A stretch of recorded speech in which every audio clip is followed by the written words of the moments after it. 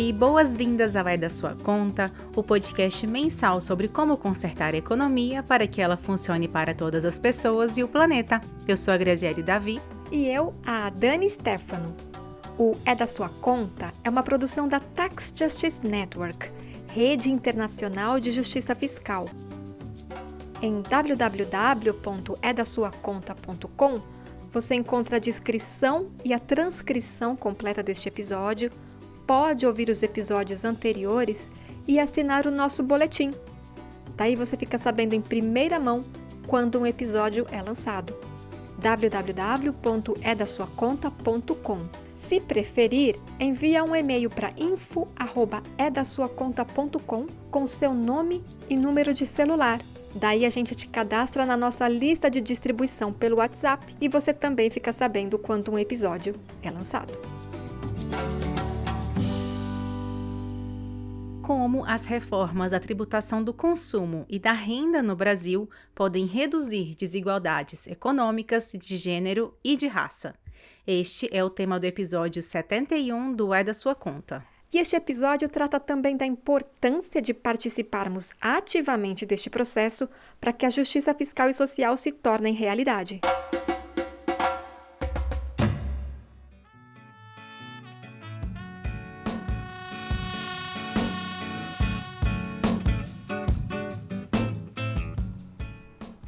Quando ouvi o professor dizer que impostos devem ser transformados em políticas públicas para todos, franzi logo a testa. Aí virei meme, minhas amigas dizem que tenho uma espécie de incontinência facial. E é mesmo.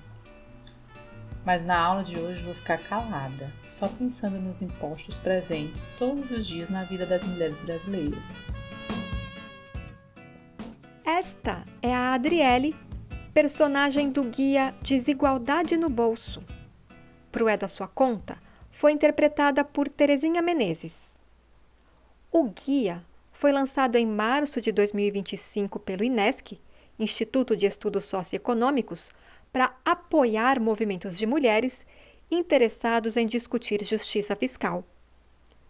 Carmela Zigoni, antropóloga e assessora política do INESC, explica como surgiu a ideia.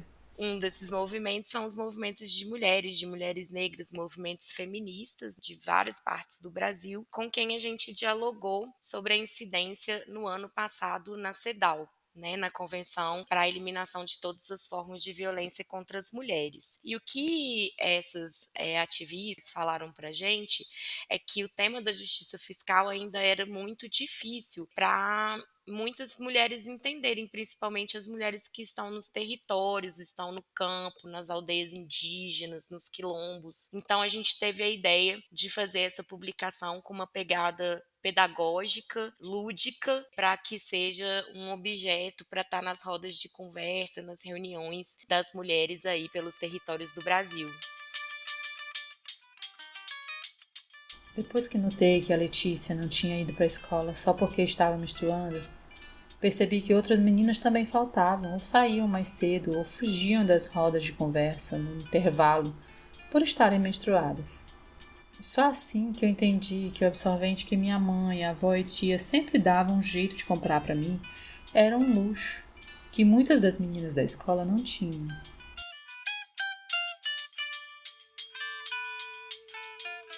Então, na medida em que as mulheres vão sendo inseridas nos espaços públicos, no trabalho, na escola, tem que circular. Nesse período, elas têm que ter acesso, então, ao absorvente, ao coletor menstrual que quer que ela escolha. Então, daí a importância de não estar restringindo essa mulher, na sua liberdade durante esses períodos. E até de estar violando direitos, porque o Estatuto da Criança e do Adolescente prevê que as meninas têm o direito a estar na escola. E não só o material escolar, mas também esse lado, da vida delas tem que ter uma atenção. Justiça fiscal traz dignidade a nós mulheres. De acordo com o guia, uma entre 4 pessoas que menstruam não conseguem pagar por produtos de higiene pessoal. Antes da reforma tributária, mais de 27% do valor do absorvente era de impostos. Com a reforma tributária, não haverá mais impostos sobre eles.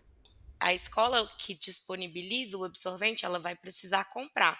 É necessária a garantia, né, de que esse produto de fato vai estar mais barato para que essas escolas possam garantir. E outros serviços, a escola é um exemplo, né, mas serviços de saúde, de acolhimento de mulheres em situação de violência, de mulheres encarceradas, né? A gente tem uma gama de realidades onde de fato a dignidade menstrual não é observada ainda no Brasil. Querida ouvinte, fique atenta nas prateleiras das farmácias e supermercados para ver como a desoneração fiscal de absorventes vai se refletir nos preços. Outros temas que estão presentes no Guia do INESC são reforma dos impostos sobre renda, patrimônio, terra e riquezas, as razões para que as mulheres paguem mais impostos do que homens, de que forma os cortes de gastos nos orçamentos afetam mais as mulheres e como o agronegócio, as elites bancárias e o setor de mineração estão sendo favorecidos por muitas renúncias fiscais e que acabam prejudicando as mulheres. Então, são temas que a gente espera possam sensibilizar o maior número de mulheres para chegar junto nessa luta por um mundo com uma justiça fiscal real, que redistribua riqueza, que garanta direitos para as mulheres e meninas. O link para acessar a versão digital do Guia para Mulheres sobre Justiça Fiscal está na descrição deste episódio, que você encontra em www.edasuaconta.com.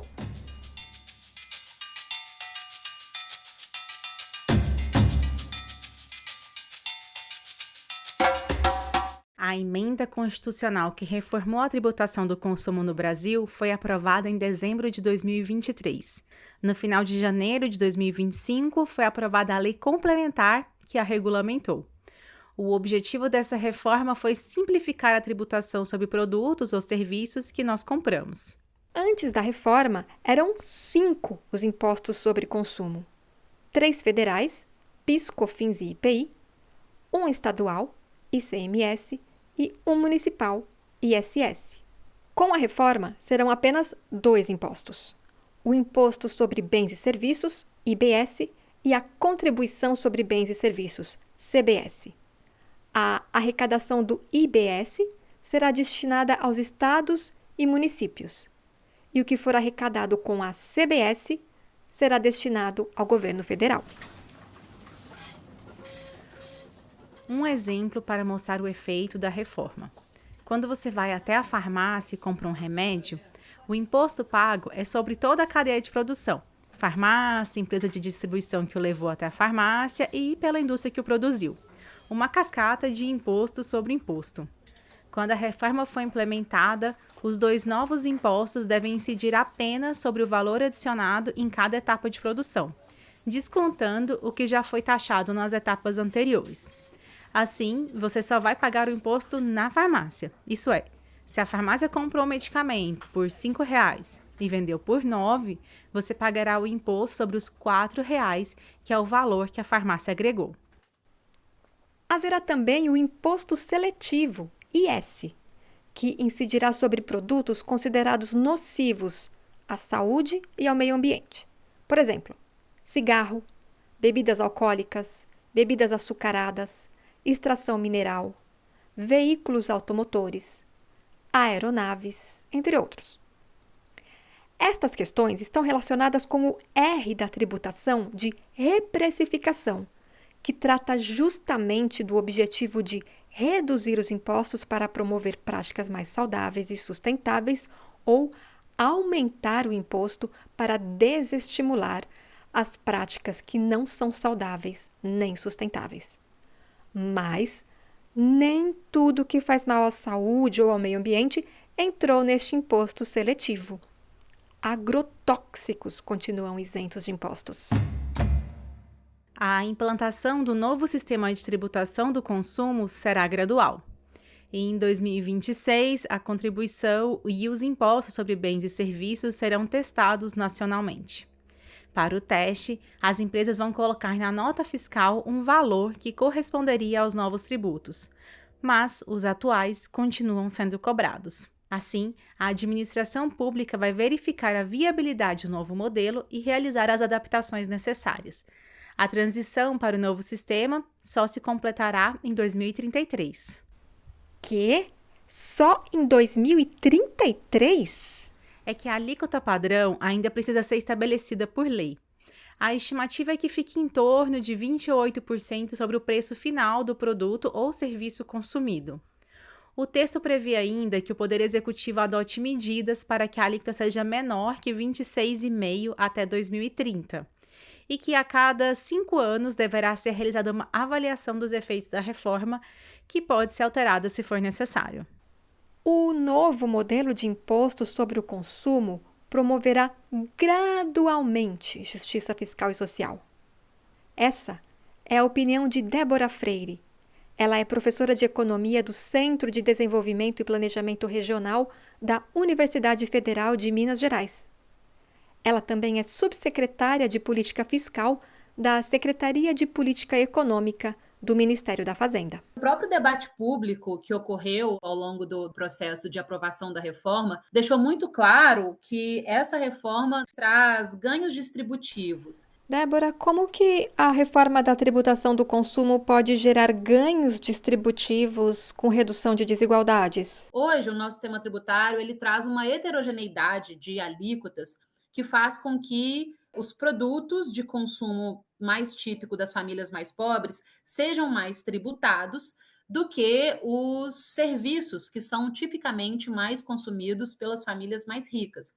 Então, quando a gente muda o sistema e uniformiza, tira essa heterogeneidade de alíquotas, o que a gente tem é um barateamento dos produtos que são mais consumidos pelas famílias mais pobres. E ao uniformizar, há um ganho distributivo. A reforma tributária, ela vai trazer uma redução do custo da cesta de consumo padrão das famílias mais pobres, relativamente à cesta de consumo padrão das famílias mais ricas. Ou seja, a reforma dos impostos do que a gente compra teve muitos avanços, mas as pessoas de mais baixa renda continuarão pagando proporcionalmente mais impostos em relação às suas rendas do que as pessoas mais ricas. É por isso que é muito importante que ao longo desse processo de reformas tributárias, primeiro essa do consumo, agora que está começando, de renda, e no futuro venha uma etapa em que a gente faça uma redistribuição da carga tributária, diminuindo esses impostos sobre o consumo, que são regressivos, e aumentando os impostos diretos sobre renda, patrimônio e riqueza, para que quem tem menos realmente pague menos. Além da uniformização da alíquota entre bens de consumo e serviços, também foi adotado o cashback. Famílias de baixa renda terão a devolução de 20% do IBS e da CBS dos produtos que compraram. Vai ser um percentual, né? Não vai ser, de fato, todo o gasto das famílias com tributos que vai ser devolvido. Esse percentual de devolução foi o percentual aceito pelos entes subnacionais, mas eu acredito que, na medida em que os entes têm também liberdade para implementar políticas próprias também, né, de devolução, a gente tem chance de ter, num futuro, maiores percentuais de devolução. No caso de alguns serviços como luz, água, gás e telecomunicações, o cashback será de 100% da CBS, que é o Imposto Federal. Ainda será necessário determinar o instrumento dessa devolução. Terão direito ao cashback as famílias inscritas no Cadastro Único. O CadÚnico é um sistema que coleta informações para identificar a população de baixa renda no Brasil para que possam ser inclusas em programas assistenciais. Outro instrumento da reforma tributária é a desoneração. Com ela, produtos ficam com a alíquota do imposto zerada ou reduzida. A principal é a desoneração dos itens que compõem a cesta básica. A desoneração da cesta básica, embora ela seja para todo mundo, né? Ou seja, todo mundo que compra o produto vai pagar uma alíquota menor por aquele produto, seja pessoa rica ou pobre. No entanto, os bens desonerados na cesta básica têm uma proporção de consumo bastante elevada no consumo das famílias mais pobres. Teve-se todo um cuidado também de não considerar na cesta básica produtos que são muito tipicamente consumidos pelas famílias mais ricas, como alguns peixes, como salmão, bacalhau, por exemplo, que são peixes caros, né? E aí, consequentemente, a gente tem esse efeito também na desigualdade. E de que forma isso impacta a desigualdade de gênero? Temos uma grande proporção de famílias mais pobres com a mulher sendo a chefe de família, e aí, consequentemente, se você desonera ali o seu orçamento com alimentos básicos, você tem um efeito importante também na desigualdade. É verdade? É verdade. Mas ela é só uma parte da história. Porque ela também vai beneficiar mulheres de renda mais alta que entram no supermercado. Esta é a Clara Marinho, especialista em orçamento público e uma das 100 pessoas afrodescendentes mais influentes do mundo da lista de 2021 da ONU. O meu salário, como servidora pública, ele me permite ir ao açougue uma vez por semana e colocar na minha cesta de compras um filé mignon. Provavelmente, meus vizinhos podem fazer a mesma coisa. No entanto, uma pessoa que ganha muito menos que eu não vai poder fazer. Então, o sistema de isenções, né, ele permite que uma pessoa mais rica seja mais beneficiada do que uma pessoa mais pobre.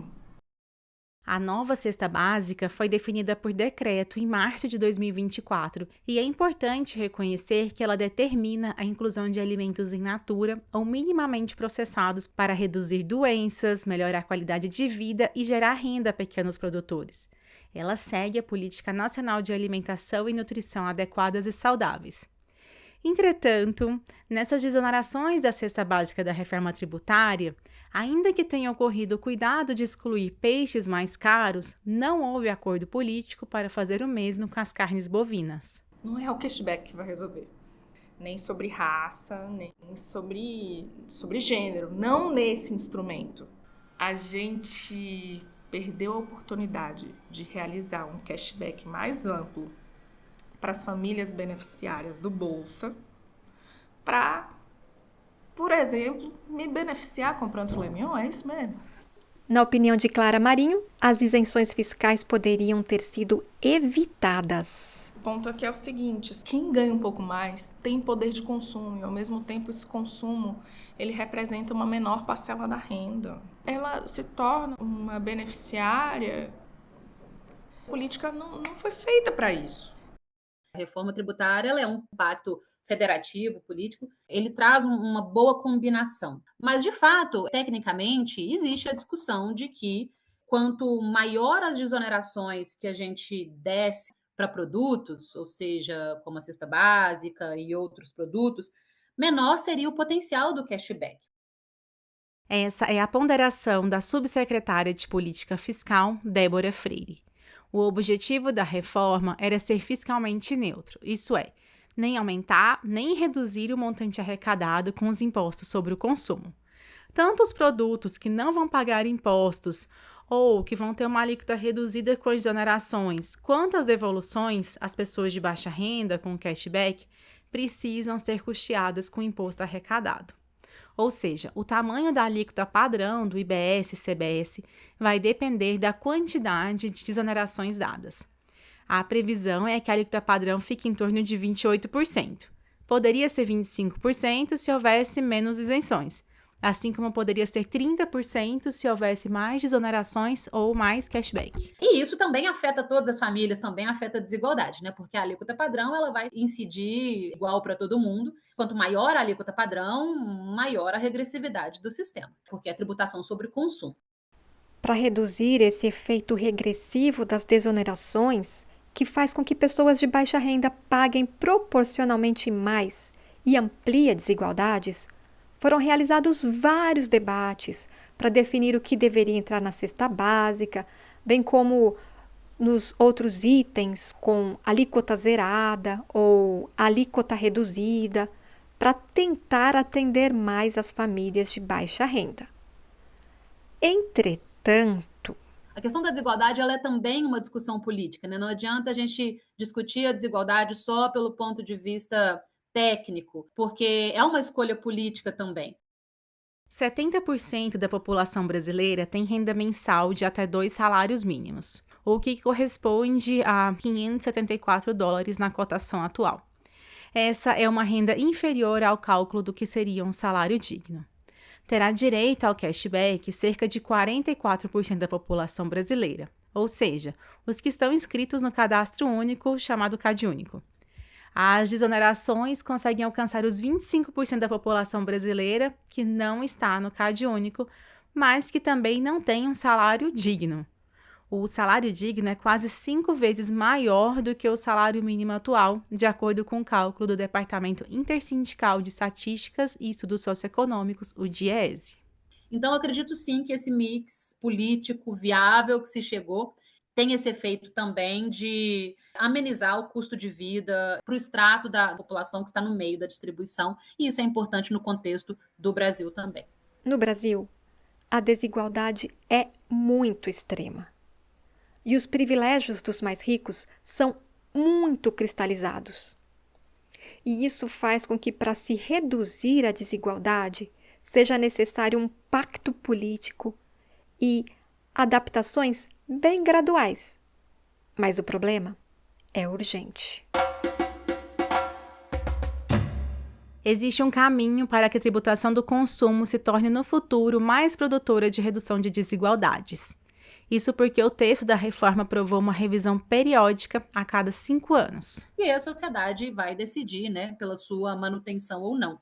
Então, acho que isso é muito importante, isso vai nos ajudar muito nesse processo de avaliação e de revisão de benefícios tributários. Eu penso que há uma janela de oportunidade futura para fazer uma crítica consistente a essas escolhas, que é a avaliação periódica da reforma tributária, e os movimentos negros e os movimentos de mulheres, movimentos feministas, podem assumir a responsabilidade de fazer uma crítica consistente ao sistema tributário visando seu aperfeiçoamento.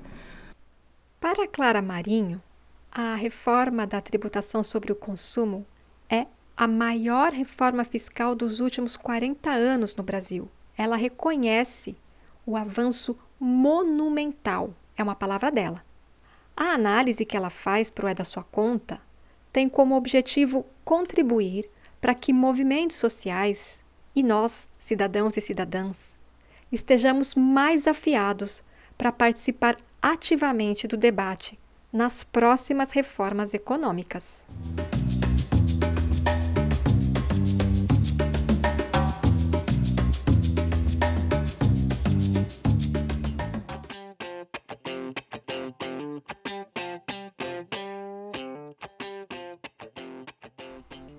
Mãe, uma professora lá da faculdade falou sobre a reforma tributária.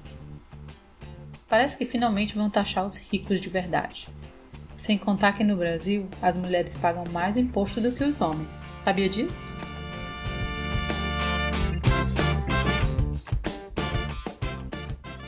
Após a reforma da tributação do consumo, que são impostos indiretos, o país entrou no debate da reforma dos impostos diretos, ou seja, a tributação da renda, em especial sobre o imposto de renda da pessoa física. O guia do INESC sobre justiça fiscal aborda também o que ainda precisa acontecer na reforma dos impostos diretos previstas para 2025. Dentre os itens que deveriam constar nessa reforma, o guia aponta como medida de reparação histórica o aumento dos impostos sobre o patrimônio rural e heranças, já que proprietários de terras e beneficiários de heranças são, em sua maioria, homens brancos. Carmela Zigoni, assessora política do INESC. Tem uma questão de fundo que permeia o guia, que a gente apresenta por meio das personagens, né? Da Adriele, da Marineide e da Antônia, que são neta, filha e avó, que são mulheres negras, afro-indígenas, né? Que vêm de uma situação de um território onde tem mineração, então tem violação de direitos ali, elas têm que migrar para o urbano. A gente tentou trazer essa realidade, mas tem um pano de fundo aí que é a questão do território e do acesso à terra no Brasil pela população negra e pela população indígena. Tributar mais rendas patrimoniais, como é o caso do patrimônio rural e de heranças, é uma maneira de reparar as violações cometidas contra povos originários, quilombolas, comunidades tradicionais e, dessa forma, beneficiar diretamente as mulheres. Então, na medida em que o processo de colonização finaliza, essas populações não tiveram a garantia de terra e território, que acabou ficando mesmo na mão dos colonizadores, que são o grupo branco da formação da sociedade brasileira. Então, a gente entende que também tem um fator de reparação histórica nesses processos, de garantia de terra e território para essas populações e de taxação de heranças e também de grandes fortunas que nascem desse processo e que estão hoje aqui na nossa contemporaneidade. É redistribuir melhor a riqueza do Brasil, considerando que a população negra e indígena trabalhou muito para que a gente tivesse esse país que a gente tem hoje, mas a desigualdade é o que impera. Embora aumentar o imposto de heranças, patrimônios e riqueza sejam importantes para reduzir desigualdades econômicas de gênero e de raça, o tema da reforma dos impostos diretos que mais aparece nas mídias é o imposto de renda das pessoas. O processo de reforma da tributação direta, ou seja, renda, patrimônio, riqueza, está acontecendo aos poucos. Primeiro, a tributação de offshore foi aprovada em 2023. Rendimentos de investimentos pessoais no exterior e lucros de empresas offshore passarão a ser tributadas anualmente em 15% para se aproximar do que ocorre no contexto nacional. A medida é boa, mas, como ainda existem paraísos fiscais com baixa transparência, a falta de transparência pode dificultar que esta tributação ocorra de fato. Segundo, contributação de fundos de investimentos fechados, também aprovada em 2023.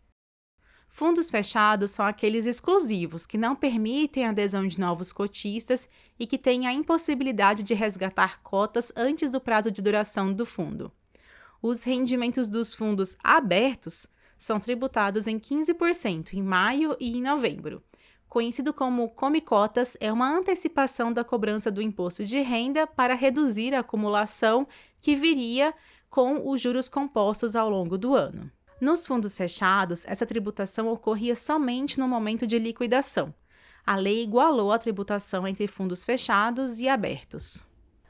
E em terceiro, se desenha o objetivo de reduzir o grave problema de assimetria no imposto de renda pessoa física entre a tributação da renda de trabalhadoras e trabalhadores e da renda do capital, em especial dos super ricos. Débora Freire, subsecretária de Política Fiscal.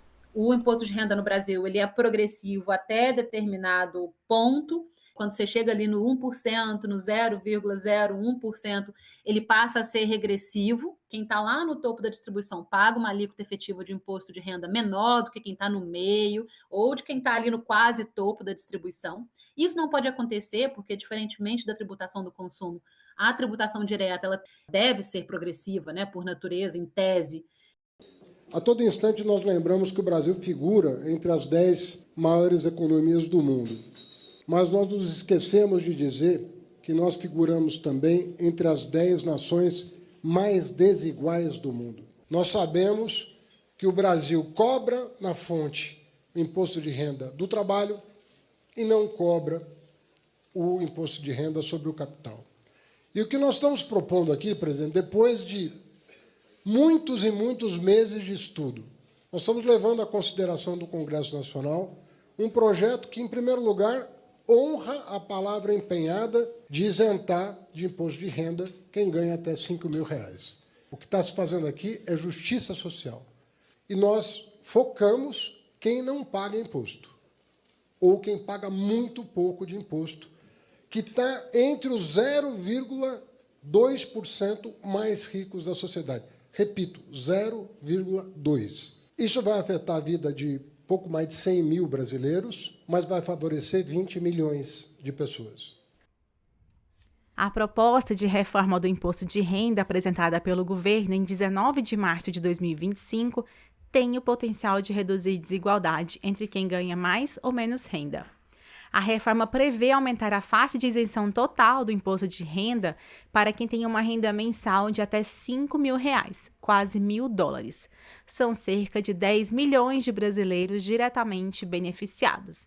Esse desconto é por fora da tabela do imposto de renda.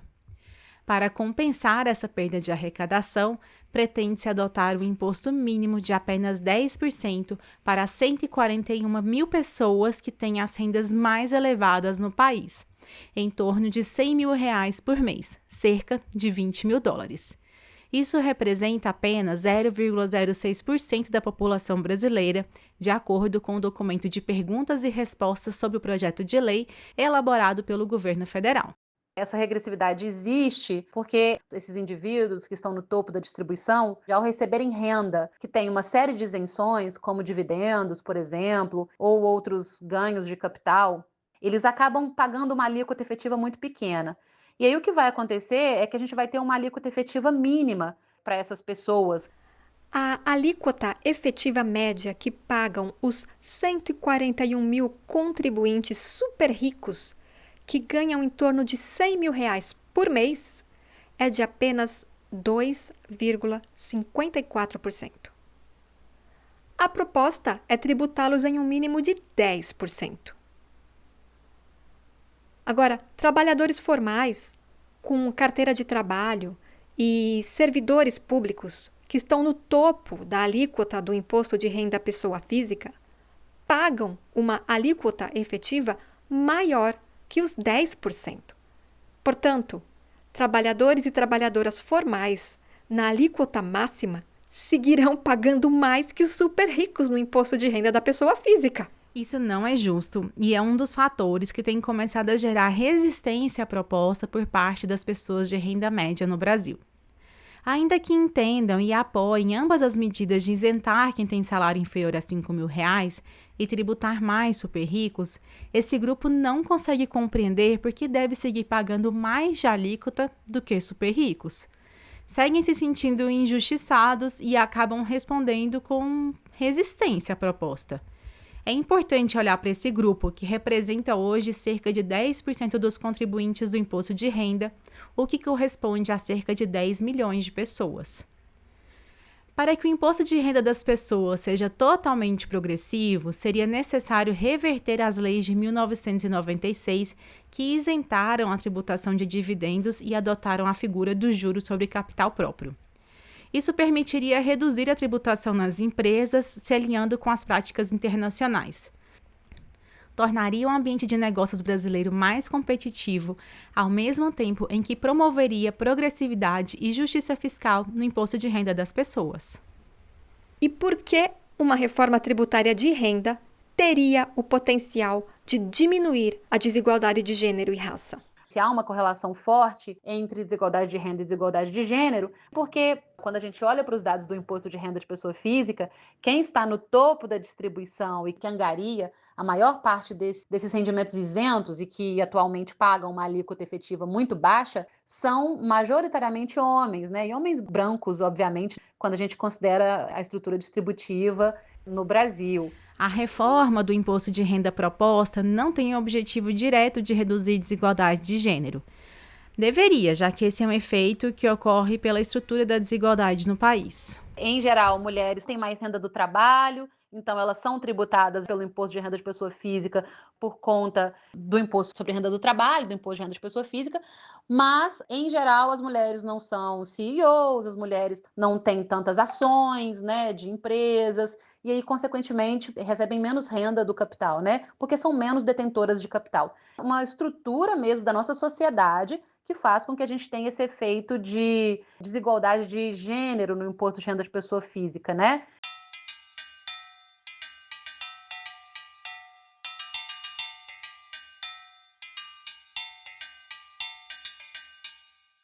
Para que a reforma tributária de renda avance na direção da igualdade de gênero e raça, é fundamental a participação das pessoas e dos movimentos sociais organizados.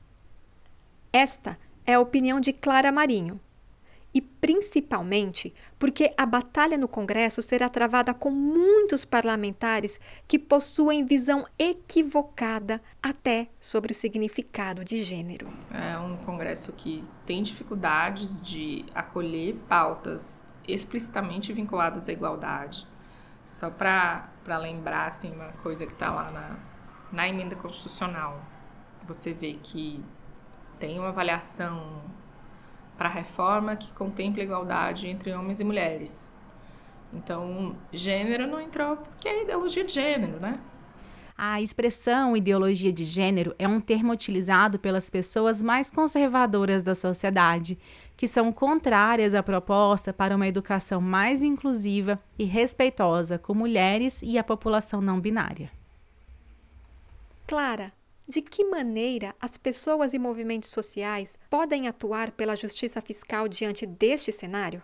Eu vejo que a atuação da sociedade civil ela pode ser municiada pelo amplo diálogo com outros movimentos na esfera internacional que atuaram de forma semelhante.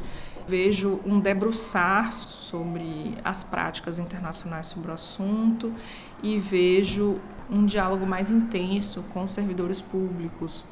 Acho que tem uma janela colocada, que são as cotas no serviço público, que há um número grande de servidores públicos sensíveis para atuar em perspectiva antirracista na esplanada dos ministérios.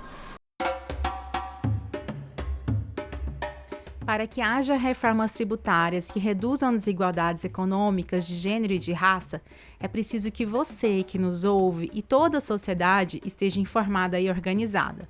Quanto mais nos engajarmos em ações coletivas de movimentos negros e de mulheres, mais chance temos de motivar o parlamento para olhar para as desigualdades, para que sejam aprovadas reformas que de fato beneficiem a todas as pessoas, independente de gênero e raça. Sem democracia, não há justiça fiscal. Esse é inclusive o título do episódio 16 do É da Sua Conta e que trata desse R da tributação, que é a representatividade.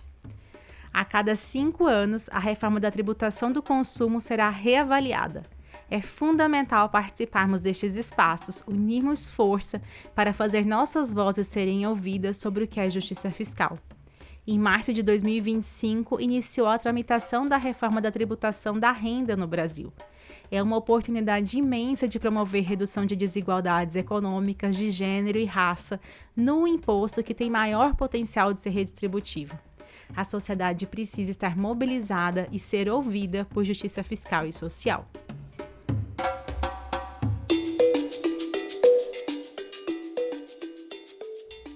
O É da Sua Conta é coordenado por Naomi Fuller. A produção é de Daniela Stefano e minha, Graziele Davi. Um abraço e até o próximo. Um agradecimento especial a Terezinha Menezes pela contação de história. E um abraço especial para você, querida ouvinte e querido ouvinte que nos acompanhou até aqui. Até o próximo!